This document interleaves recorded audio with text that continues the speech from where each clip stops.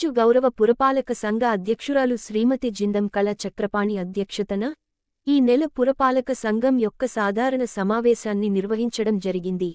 ఈ సందర్భంగా గౌరవ పురపాలక సంఘ అధ్యక్షురాలు శ్రీమతి జిందం కళ చక్రపాణి మాట్లాడుతూ, ప్రజల అవసరాలను మరియు పురపాలక సంఘ వార్డ్ల అభివృద్ధిని దృష్టిలో ఉంచుకుని రూపొందించిన 15 అంశాలతో పొందుపరిచిన ఎజెండాను ఈ సాధారణ సమావేశంలో ప్రవేశపెట్టగా, గౌరవ పాలకవర్గ సభ్యులతో చర్చించి మొత్తం అంశాలను ఈ సాధారణ సమావేశంలో ఆమోదించుకోవడం జరిగిందని అన్నారు.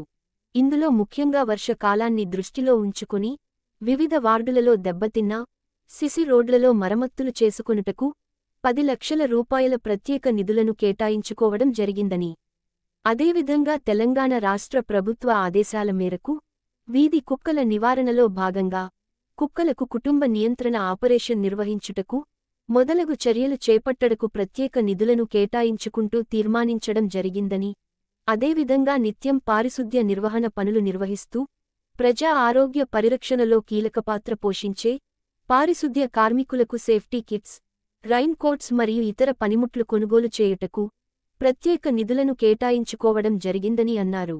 ఇలా ప్రజా సంక్షేమం పట్టణ అభివృద్ధి ధ్యేయంగా పలు అంశాలను ఆమోదిస్తూ పురపాలక సంఘం పాలకవర్గం 15 తీర్మానాలు ఈరోజు సాధారణ సమావేశంలో చేయడమైనది అని అన్నారు. ఈ సమావేశంలో మున్సిపల్ కమిషనర్ డి.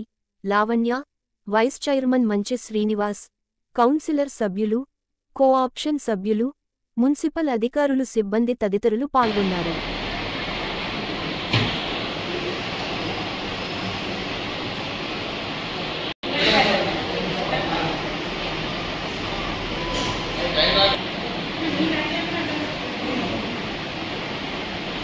Good.